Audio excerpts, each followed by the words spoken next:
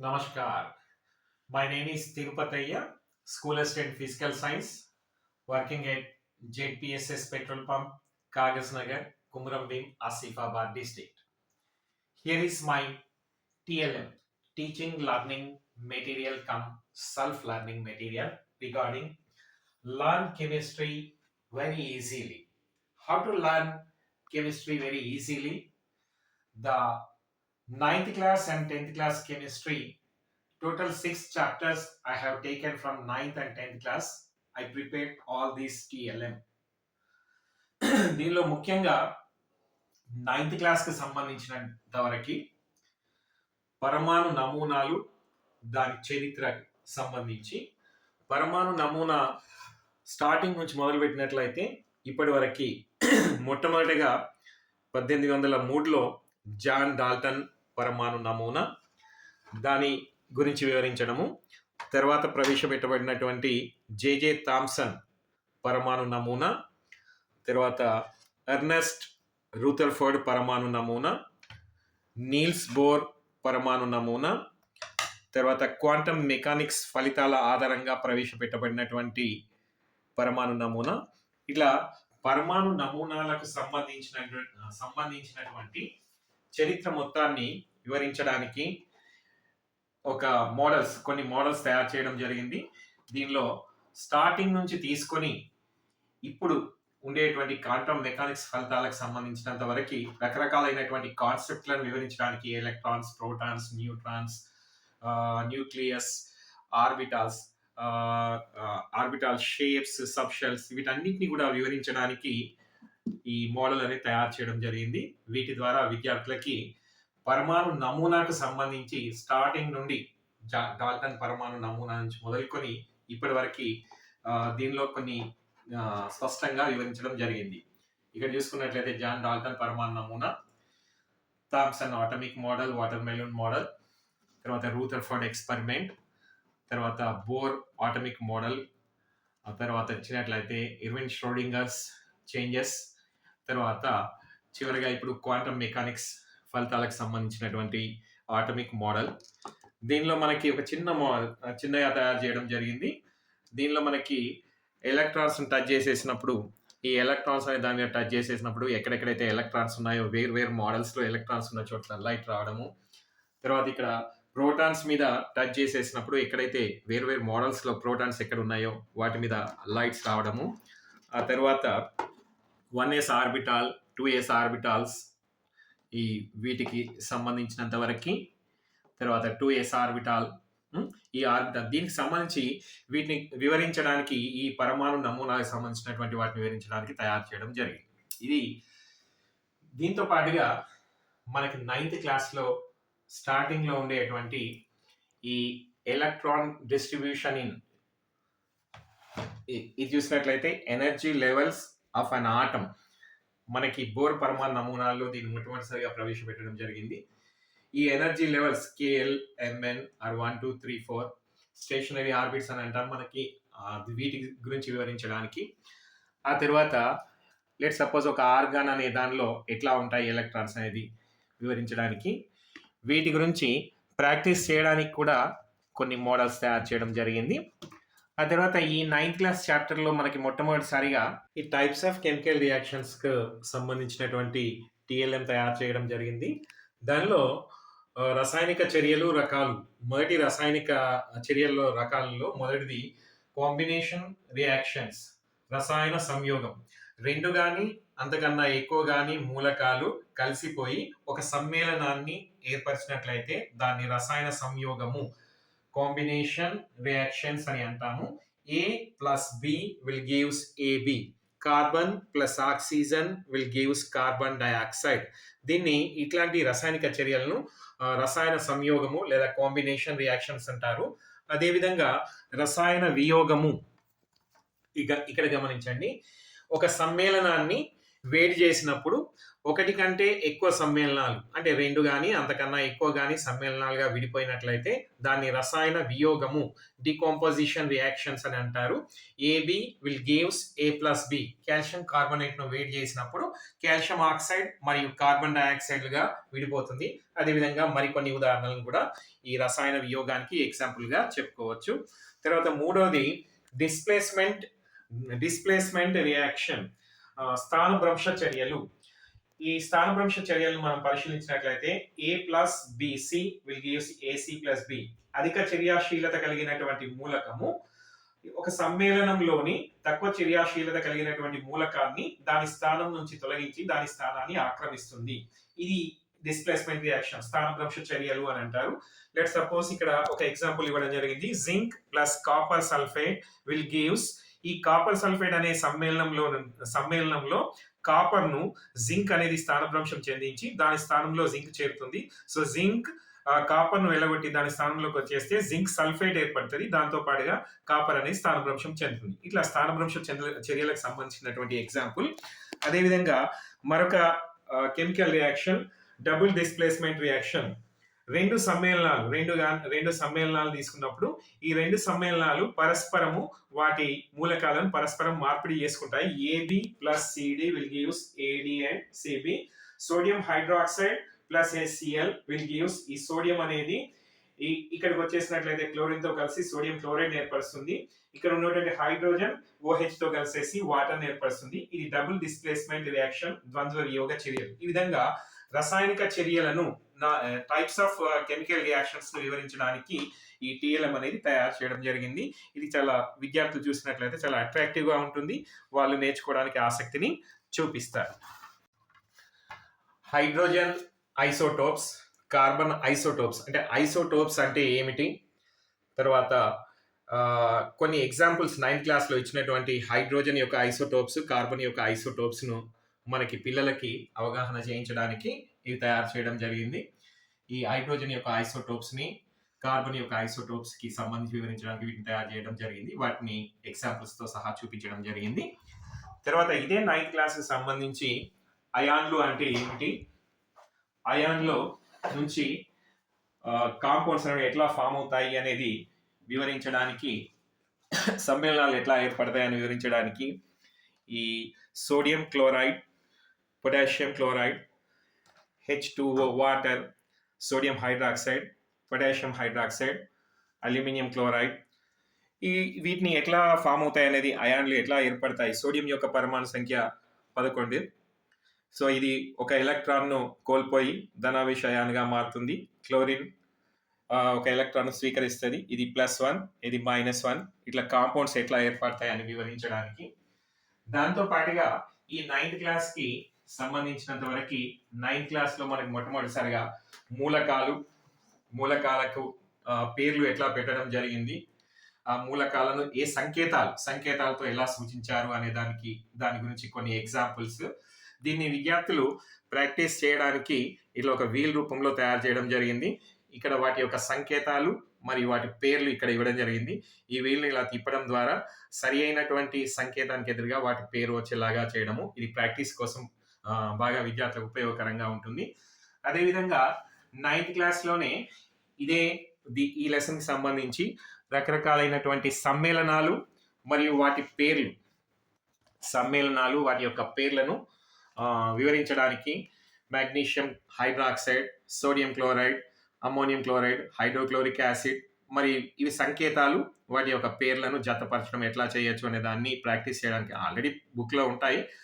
వాటిని ఎలా ప్రాక్టీస్ చేయించవచ్చు అనడానికి సంబంధించినటువంటి కొన్ని TLM అనేది తయారు చేయడం జరిగింది.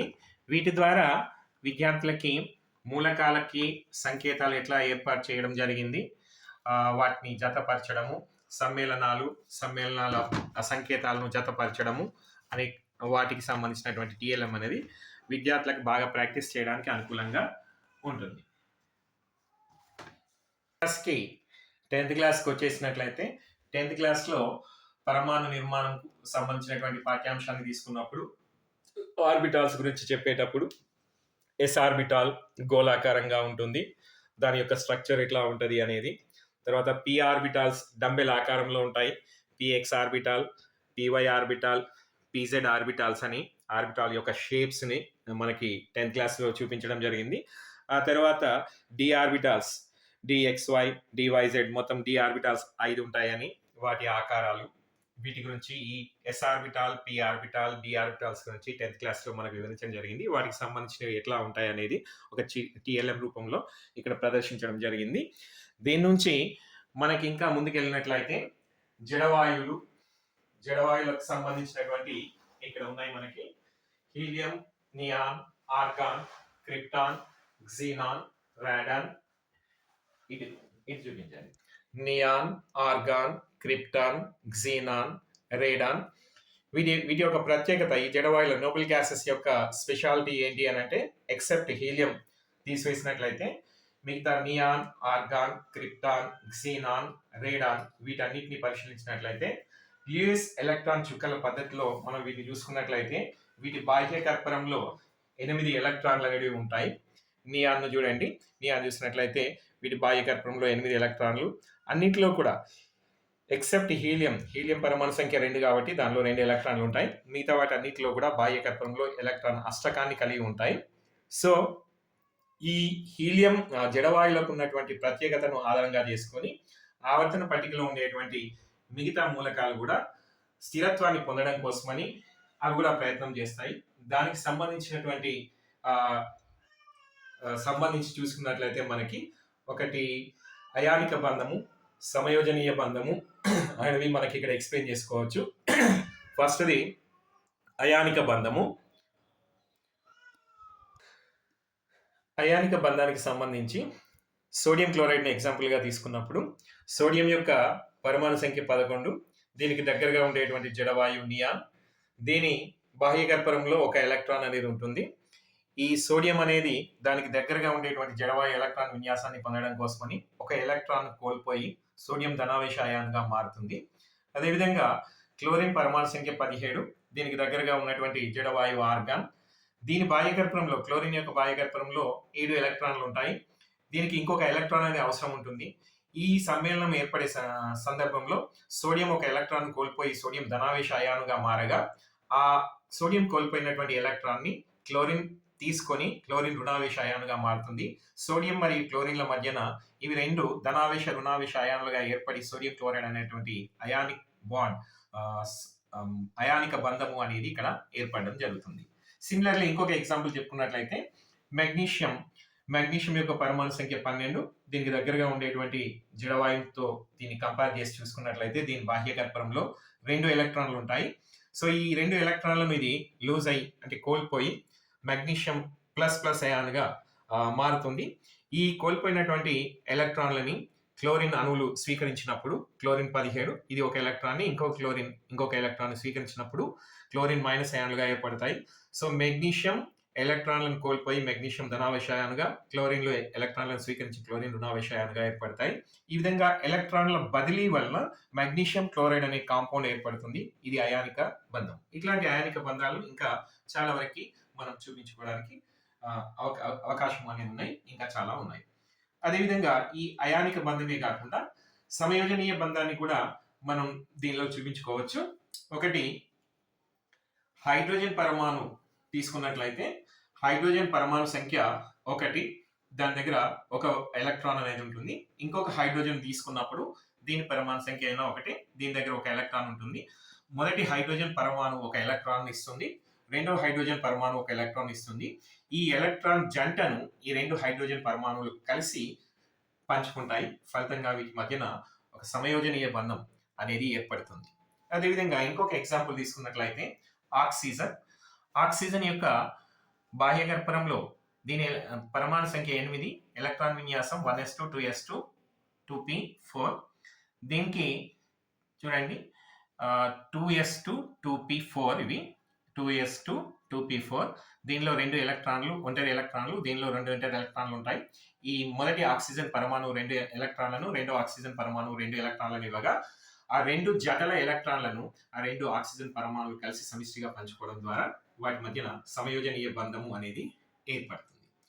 ఇంకొక ఎగ్జాంపుల్ తీసుకున్నట్లయితే నైట్రోజన్ పరమాణు సంఖ్య 7, దీని బాహ్య గర్భంలో 3 ఎలక్ట్రాన్లు, ఒంటరి ఎలక్ట్రాన్లు ఉంటాయి.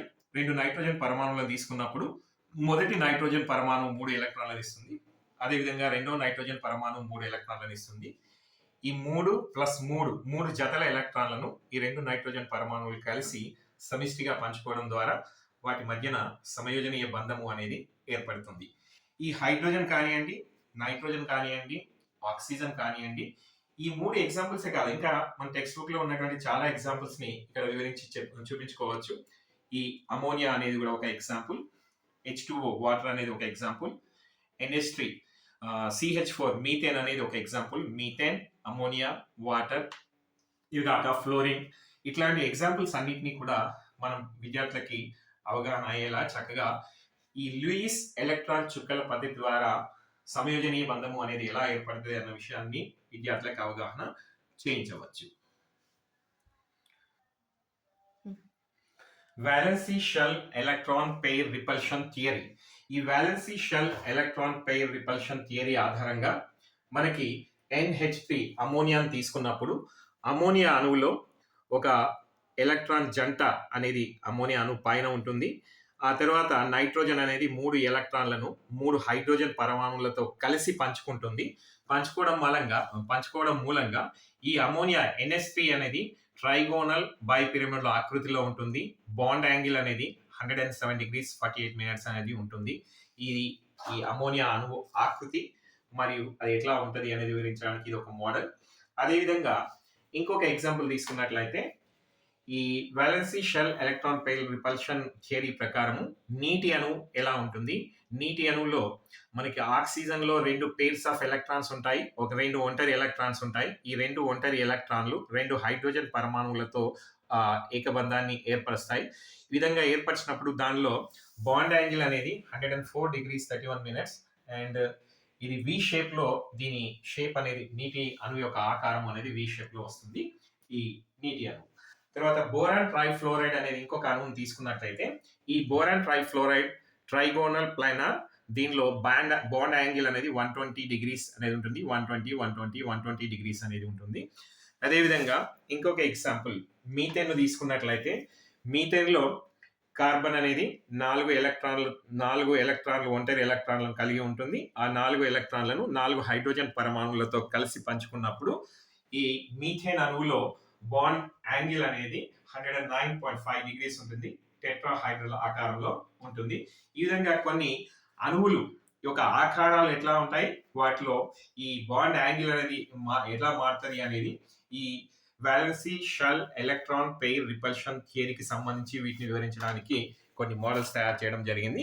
వీటి ద్వారా విద్యార్థులకి చక్కగా వివరించేటువంటి అవకాశం అనేది కలుగుతుంది. అదేవిధంగా ఆర్బిటాల్ల హైబ్రిడైజేషన్ గురించి తర్వాత వచ్చినటువంటి సిద్ధాంతంలో మనం చెప్పుకునేటప్పుడు ఎస్ఎస్ ఆర్బిటాల్,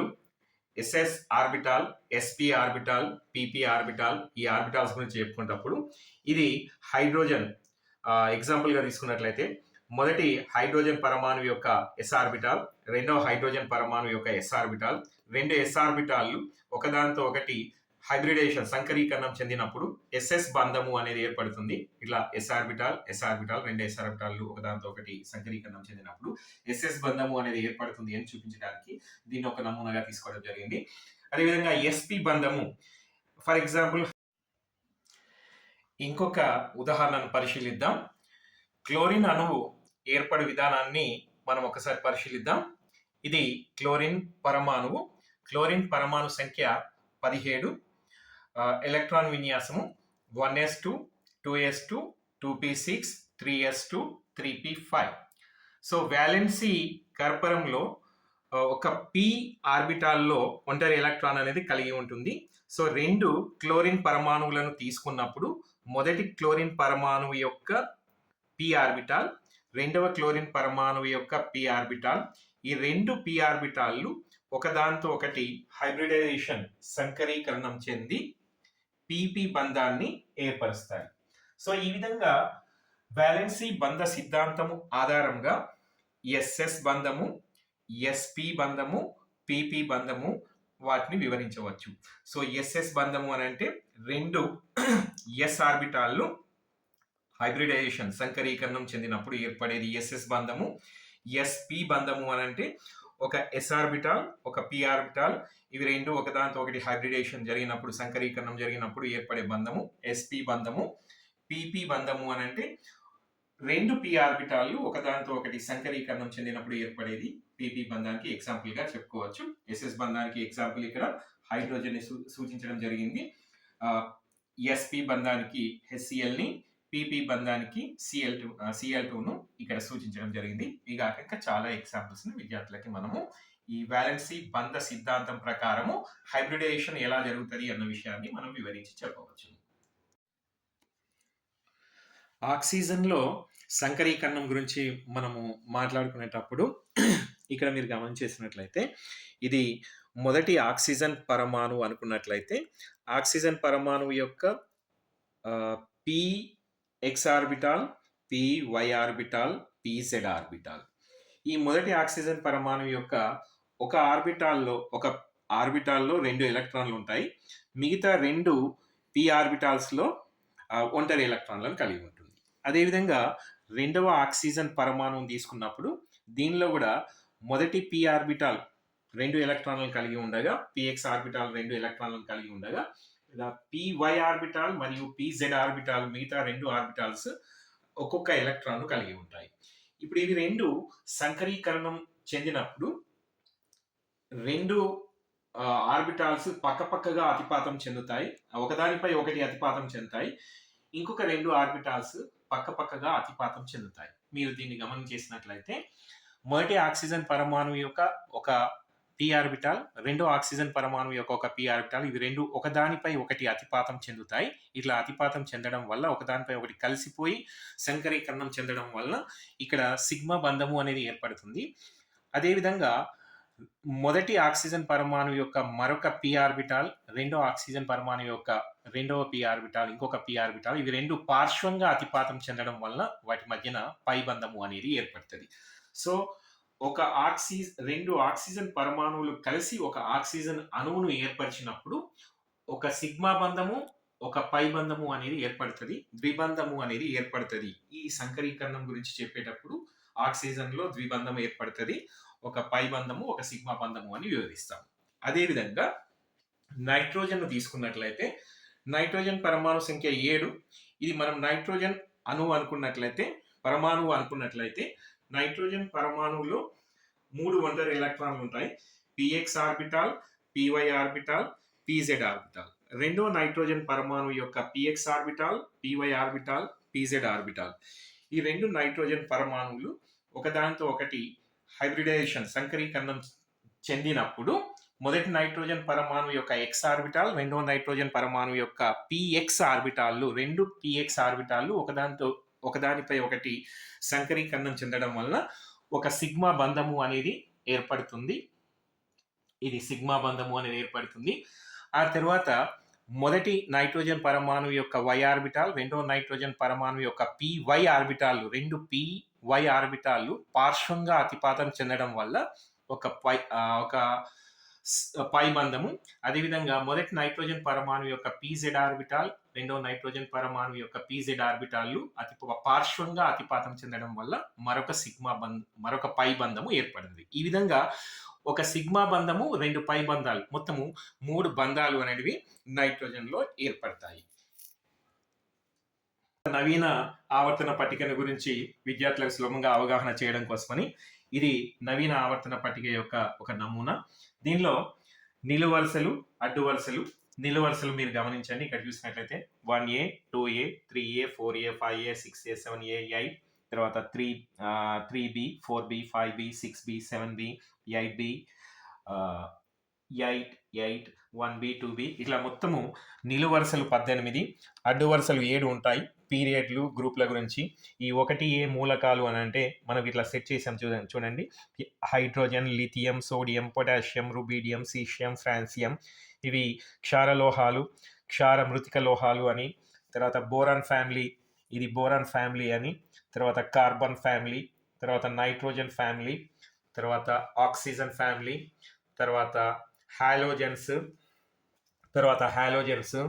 తర్వాత ఇవేంటి జడ వాయువులు వీటన్నింటి గురించి విద్యార్థులకి ఒక్కొక్క నిలువు వరుస గురించి వివరించడానికి మనం ఇట్లా కట్ చేసేసి ఇక్కడ పెట్టడం ద్వారా విద్యార్థులకు వీటి యొక్క ప్రత్యేకతలు ఏంటి, ఈ జడవాయువులు helium, neon, argon, krypton, xenon, radon ఇవన్నీ జడవాయువులు అంటాము. వీటి యొక్క ప్రత్యేకత ఏంటిది అని అంటే ఎక్సెప్ట్ హీలియం కాక మిగతా వాటన్నిటిలో కూడా బాహ్య గర్భంలో 8 ఎలక్ట్రాన్లు అనేవి ఉంటాయని వివరించడానికి. అదేవిధంగా ఈ 1A గ్రూప్ అని అంటే వీటి యొక్క ఎలక్ట్రాన్ విన్యాసం రాసినప్పుడు ఈ హైడ్రోజన్ ది 1s1, ఇది 2s1, ఇది 3s1, 4s1, 5s1, 6s1, 7s1 వస్తుందని. దీనిలో వీటి యొక్క ఎలక్ట్రాన్ విన్యాసం రాసేసినప్పుడు ఇది 1s2, దీని కింద ఇది 2s2, 3s2, 4s2, 5s2, 6s2 ఇట్లా వస్తాయని.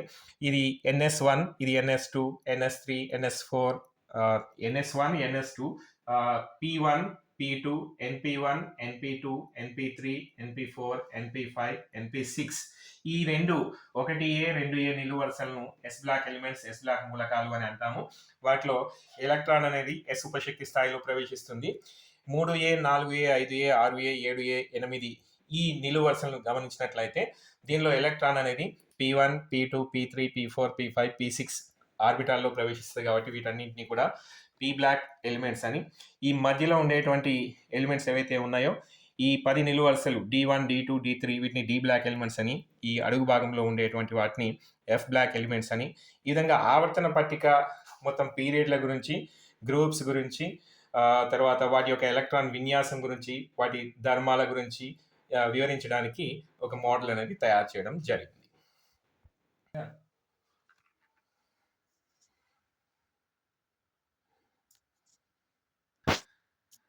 ఆర్గానిక్ కెమిస్ట్రీకి సంబంధించినంత వరకు ఆర్గానిక్ కాంపౌండ్స్ ని ఎక్స్ప్లెయిన్ చేయడానికి ఆల్కేన్లు, ఆల్కీన్లు, ఆల్కైన్లు, ఇతర ప్రమేయ సమూహాల గురించి ఎక్స్ప్లెయిన్ చేయడానికి ఈ ఒక చిన్న ఫ్రేమ్ తయారు చేయడం జరిగింది. సపోజ్ దీనిలో తీసుకున్నట్లయితే methane, ethane, propane, butane, pentane, hexane, heptane ఇట్లా. తర్వాత నెక్స్ట్ వీటిని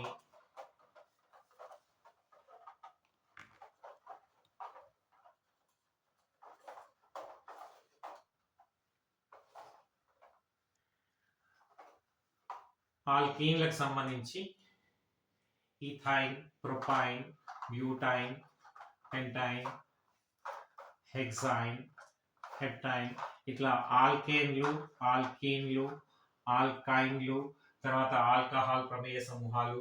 ఏదైనా ఈ మీథేన్, ఈథేన్ వీటన్నిటిని చూపించడానికి ఈ ఫ్రేమ్ అనేది తయారు చేయడం జరిగింది. వీటి ద్వారా పిల్లలకి ఈ ప్రమేయ సమూహాల గురించి లేదా ఆల్కైన్ల యొక్క చైన్ రియాక్షన్స్ ఎట్లా ఉంటాయి, single bond, double bond, triple bonds వీటి గురించి ఎక్స్ప్లెయిన్ చేయడానికి ఈ ఫ్రేమ్ అనేది చక్కగా ఉపయోగపడుతుంది. పిల్లలు కూడా ప్రాక్టీస్ చేయడానికి ఉపయోగపడుతుంది. ఈ టీచింగ్ లెర్నింగ్ మెటీరియల్ అనేది ఉపాధ్యాయులకు ఏ విధంగా యూస్ఫుల్గా ఉంటుంది, విద్యార్థులకు ఏ విధంగా యూస్ఫుల్గా ఉంటుంది అనే దాన్ని మనం ఒకసారి గమనించినట్లయితే, this TLM supports the teachers to in multiple ways. Reduces the dependence on chalk and talk method, encourages the activity-based teaching, improves the classroom engagement, facilitate remedial and revision teaching, save time while improving the effectiveness, enables continuous assessments through the observation. Teachers can easily adapt the TLM for the different learning levels, and it is also useful for the students. For the students, this TLM makes chemistry enjoyable and fear-free, improves the conceptual clarity, encourages the self-learning and peer learning, develops the confidence in problem solving, enhances the memory through repeated practices, improves the examination performance, and promotes the scientific thinking. Students learn by doing, observing, discussing, and practicing, not memorizing. So, చివరిగా నేను చెప్పదలుచుకున్నది ఏంటి అని అంటే, ఈ TLM ఏదైతే తయారు చేయడం జరిగిందో ఈ TLM అనేది విద్యార్థి కేంద్రీకృతంగా తయారు చేయబడినటువంటిది. సో విద్యార్థులు బాగా ప్రాక్టీస్ చేయడం ద్వారా ఆ కాన్సెప్ట్స్, కెమిస్ట్రీకి సంబంధించినటువంటి కాన్సెప్ట్స్ ఏవైతే ఉన్నాయో చాలా ఈజీగా అవగాహన చేసుకుంటారు. ఆల్కీన్స్, ఆల్కైన్స్కి సంబంధించి ఇక్కడ ఒక మోడల్స్ ఉన్నాయి. ఈ విధంగా నేను చెప్పదలుచుకున్న తయారు చేసినటువంటి thank you to all of you.